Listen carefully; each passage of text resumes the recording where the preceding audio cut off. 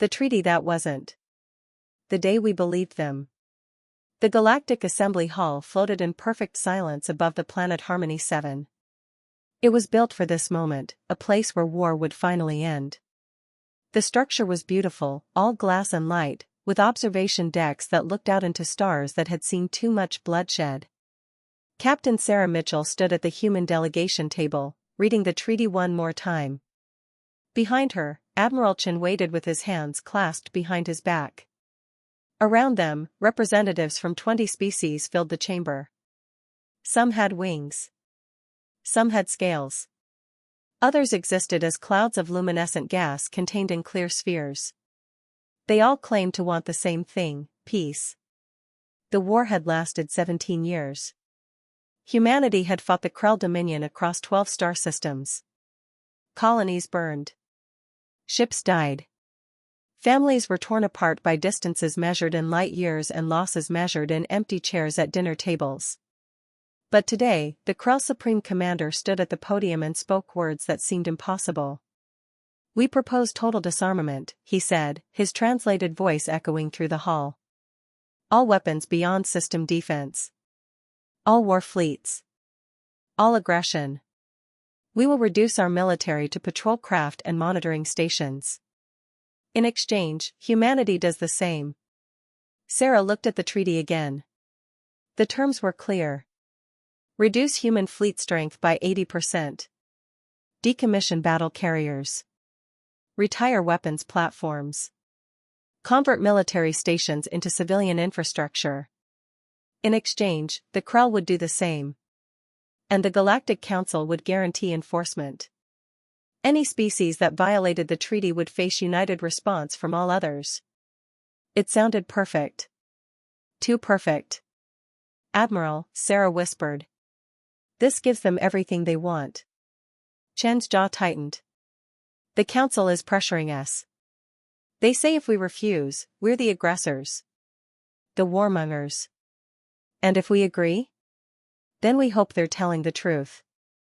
The vote came that afternoon. 20 species, 20 votes. 19 voted yes. Only humanity abstained. The pressure was immediate. Delegates from peaceful species approached with disappointed faces. "We expected more from humanity," they said. "After all the talk of wanting peace, you hesitate at the first real chance?" The media feeds across the galaxy lit up with criticism. Humans refuse disarmament. Humanity chooses war over peace. Sarah watched the feeds with growing unease. They were being painted as villains for being cautious. 3 days later, Admiral Chen received a message from Earth Command. "Sign the treaty. The Council is threatening sanctions. We can't afford to be isolated." Chen looked at Sarah. "Orders are orders." "I know," she said quietly. "But I don't trust them." "Neither do I. But we're soldiers. We don't make these choices." The signing ceremony was broadcast across the galaxy. Chen signed for humanity with a steady hand. The Krell commander signed with what might have been a smile. The hall erupted in applause. Peace had won. The first signs. The decommissioning began immediately. Human battle carriers were stripped of weapons and converted into cargo vessels. War fleets were reduced to skeleton crews. Orbital defense platforms were powered down and marked for dismantling. Sarah transferred to the HSS Vigilance, one of the few military vessels still operational.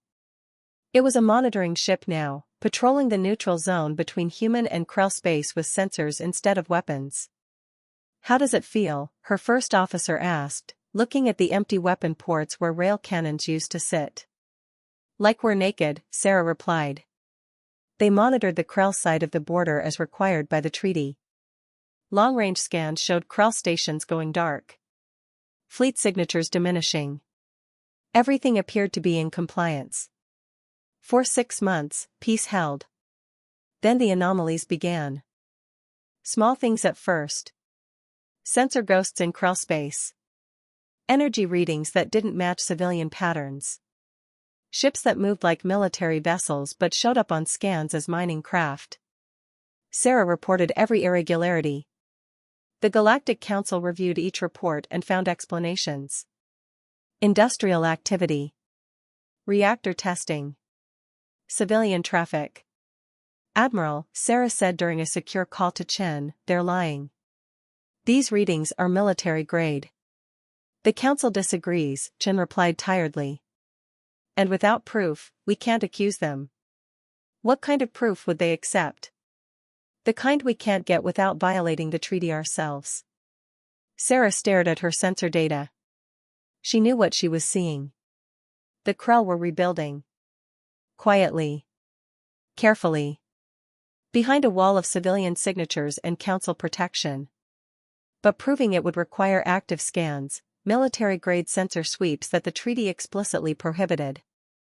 We're blind, she said quietly. Yes, Chen agreed. We are.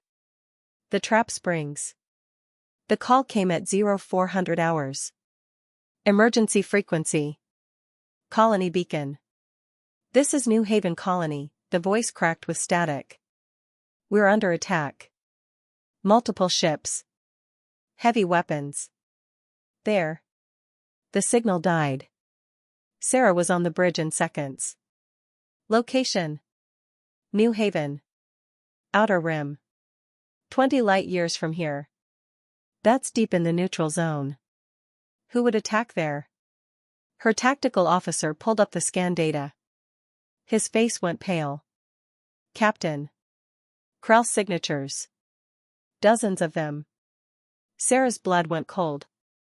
Battle configurations? Yes, ma'am.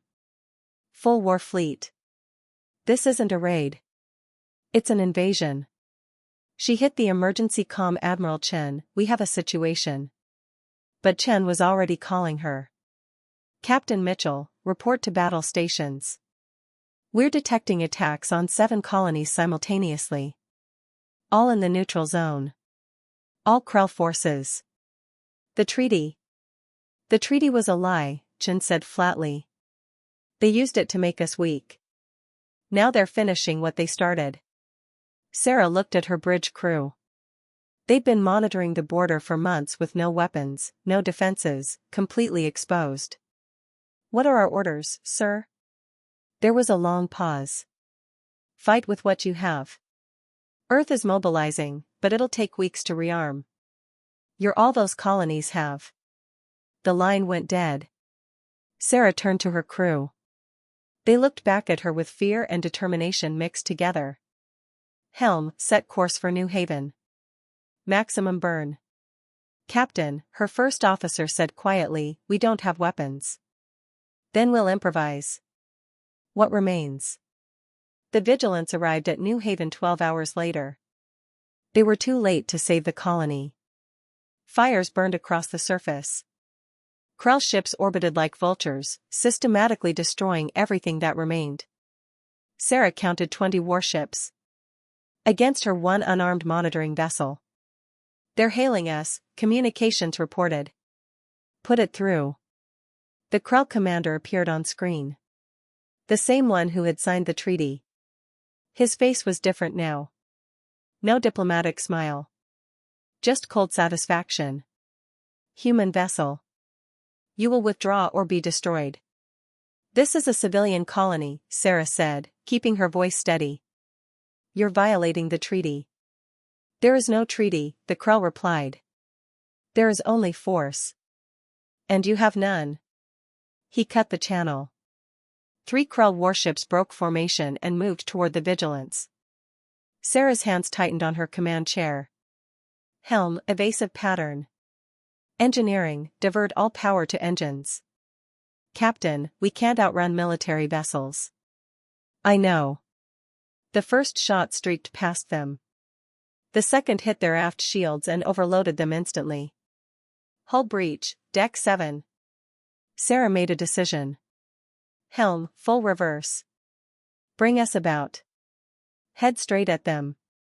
Her crew stared at her. Captain? They think we're defenseless. We're not completely defenseless. We still have mass. And velocity. Understanding dawned. You want to ram them. It's all we have left.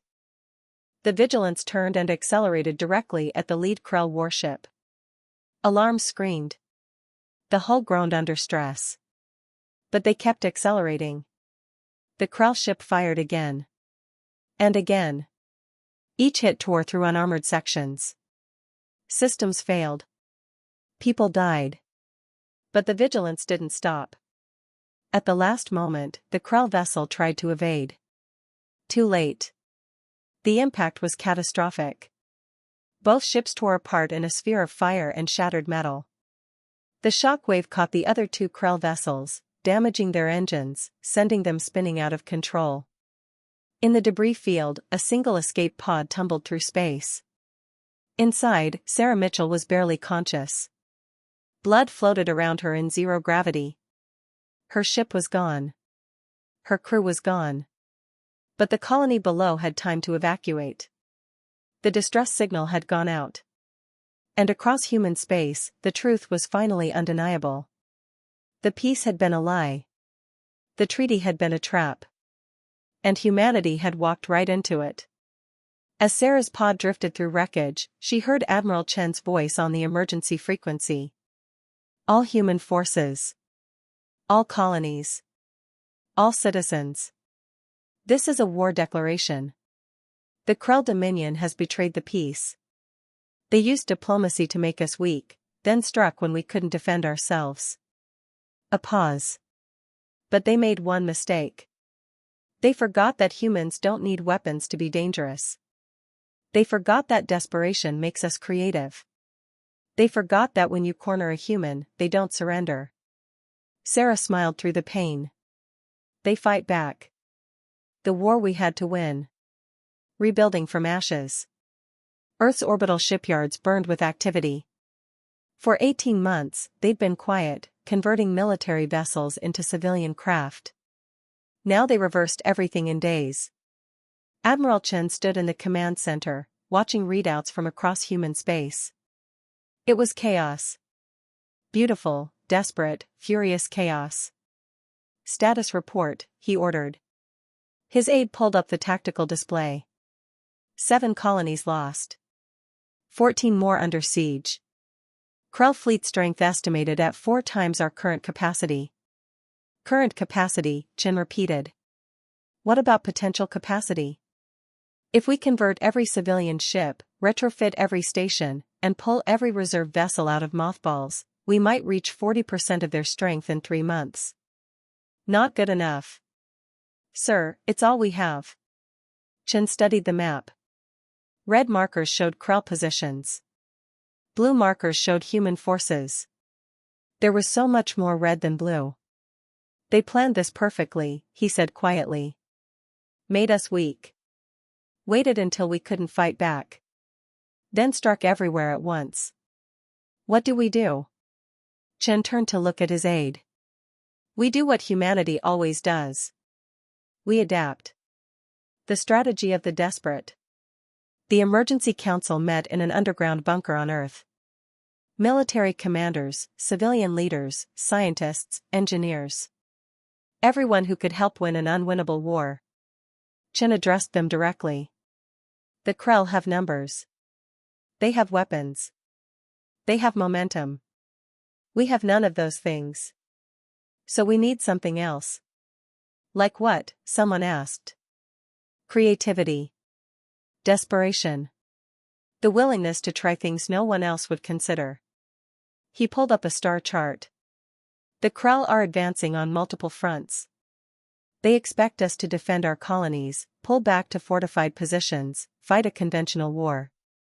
We're not going to do that. You want to abandon the colonies? A governor demanded. I want to evacuate them. Every civilian we can save. Then I want to turn those colonies into traps. The room went silent. Chen continued. We can't beat them in open battle. Not yet. But we can make every victory cost them. We can turn every captured world into a problem that drains resources and manpower. We can make them pay for every light year they advance. A scientist spoke up. You're talking about guerrilla warfare. On a galactic scale. Exactly. That's never been done before. Neither has what they did to us, Chen replied. The peace treaty was supposed to protect everyone. They weaponized it. Turned trust into a trap. Now we weaponize everything else. The hidden war. Captain James Rodriguez commanded a retrofitted cargo hauler called the Wanderer. It had been a grain transport last year. Now it carried something different. His crew of 12 included former military, civilian volunteers, and one engineer who'd been a teenager when the war started. They weren't soldiers. They were survivors who'd decided to fight back. Their target was a Krell supply depot in the Kronos system. A massive station that fueled the Krell advance into human territory. Approach vector locked, his pilot reported. We're broadcasting civilian credentials. Requesting permission to dock for refuel. The Krell station scanned them. Found a harmless cargo vessel, half damaged, limping away from a war zone. They granted permission. The Wanderer docked gently. Rodriguez and his crew walked through the station like refugees. They looked defeated. Afraid. Harmless. The Krell guards barely noticed them. In the cargo bay, hidden behind false walls, sat 50 tons of mining explosives, remotely triggered, carefully placed to maximize damage. Rodriguez reached the outer docking ring and sent a simple code, 2 words. Package delivered. They were halfway back to their ship when the station's reactor core destabilized. The explosion was visible from 3 star systems away. The Krell lost 6 months of supplies in 6 seconds. The cost of every victory. Across human space, similar operations played out. Not grand battles. Small strikes. Supply lines cut. Communication relays destroyed. Krell commanders assassinated by civilians who looked harmless until they weren't. It wasn't honorable. It wasn't clean. But it worked. The Krell advance slowed. Not stopped, but slowed. Every conquered colony became a nightmare of resistance. Every supply convoy needed heavy escort. Every victory cost more than expected. And while the Krell dealt with chaos, humanity rebuilt. The shipyards ran day and night. New weapons were designed, simple, cheap, effective. If you couldn't match Krell technology, you overwhelmed it with numbers and creativity. Sarah Mitchell, recovered from her injuries, commanded one of the new fast attack vessels. They called them Wasps. Small, quick, armed with missiles that couldn't penetrate Krell armor but could disable sensors and engines. Her squadron hit and ran. Never stayed to fight. Just damaged and disappeared. It's cowards' warfare, one of her pilots complained. No, Sarah corrected. It's survivors' warfare. We lost the right to fight honorably when they took our weapons through lies. Now we fight however it takes to win. The turning point. 18 months after the betrayal, the war had reached a stalemate. The Krell couldn't advance further without overextending. Humanity couldn't push back without suffering catastrophic losses. But the galaxy was watching. The other species, the ones who'd supported the peace treaty, were starting to see the truth. Krell aggression. Human resistance. The lies becoming undeniable. A message arrived from the Vexus Collective, a powerful neutral alliance. We have evidence that the Krell falsified their disarmament. They built weapons in secret while forcing you to disarm openly. This violates Council law. Admiral Chen read the message 3 times. Is this real? Intelligence confirms it, sir. The Vexus have sensor logs, communication intercepts, everything. The Council can't ignore it. Chen sat back in his chair. Then we have a choice. We can ask the Council for help. Bring the Krell to trial. Let the galaxy handle it. Or we finish this ourselves. The room waited. Chen made his decision. Both. We'll present the evidence to the Council. But we're not waiting for them to act. We've been fighting for survival. Now we fight to win. The final push. The human fleet gathered for the first time in 2 years. Not the old fleet, those ships were gone. This was something new. Hundreds of vessels, each one built with lessons learned from desperation. Sarah Mitchell stood on the bridge of the HSS Retribution, a purpose-built warship designed for one thing: hitting hard and surviving. Around her, the fleet formed up. Wasps, Hornets, Hammers, each ship type named for what it did best. And at the center, 5 heavy carriers that had been luxury cruise ships 6 months ago. The target was the Krell Forward Command Station. The brain of their military operation. Destroy it, and the entire invasion would falter. All ships, Admiral Chen broadcast from his flagship. This is it. They used peace to make us weak.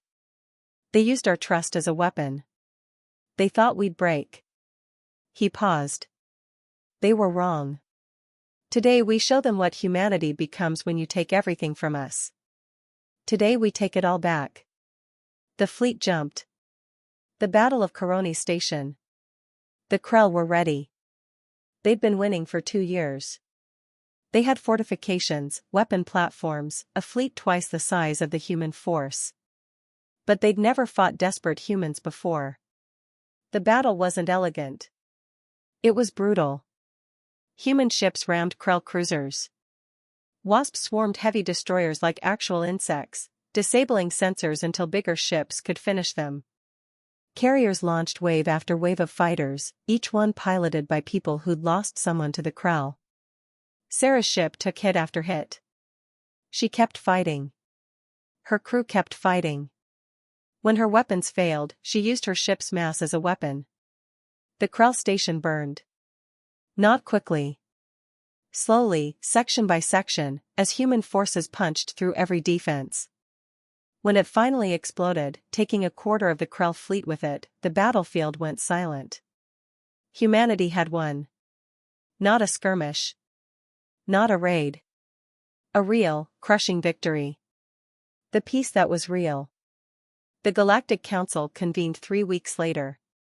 The Krell were brought before them in chains.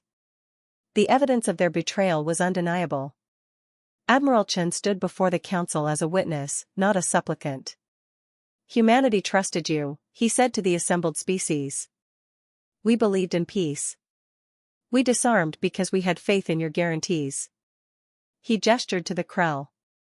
They used that faith as a weapon. And when they attacked, you did nothing. You waited to see if we'd survive before deciding whose side to support. The council representatives shifted uncomfortably. So here's what happens now, Chen continued. Humanity will never disarm again. We will never trust a treaty guaranteed by people who watch from the sidelines. We will defend ourselves. And if that makes us look dangerous, good. We've learned that being feared is safer than being trusted. He turned to leave, then stopped. One more thing. We won this war without your help. We'll remember that. And so will every other species that's ever been betrayed by the powerful. The council had no response. Outside the hall, Sarah Mitchell waited. How'd it go? We told them the truth, Chen replied. Now they have to live with it.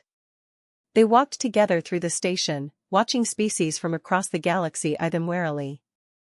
Humanity wasn't the victim anymore. They were the survivors. The fighters. The ones who'd clawed their way back from the edge. And everyone knew it. The memorial. On Earth, they built a memorial. Not for victory. For loss. For every colony that burned. Every ship that died. Every person who trusted peace and paid for that trust with their lives. At the center was a single name, Captain Sarah Mitchell's original ship, the Vigilance. The one she'd rammed into Krell warships to buy time for evacuations. Sarah stood before it with tears on her face. We won, she whispered. But it cost everything. Behind her, Admiral Chen placed a hand on her shoulder. Not everything. We're still here. Still standing. Still human. She nodded. What now? Now we rebuild. But this time, we build strong enough that no one ever mistakes our kindness for weakness again. Above them, human ships patrolled the stars. Not as conquerors. Not as aggressors. As survivors who'd learned the hardest lesson the galaxy could teach. Peace is wonderful. But only when both sides mean it. And if they don't, you'd better be ready to fight for everything you love. Because some wars can't be avoided. They can only be won.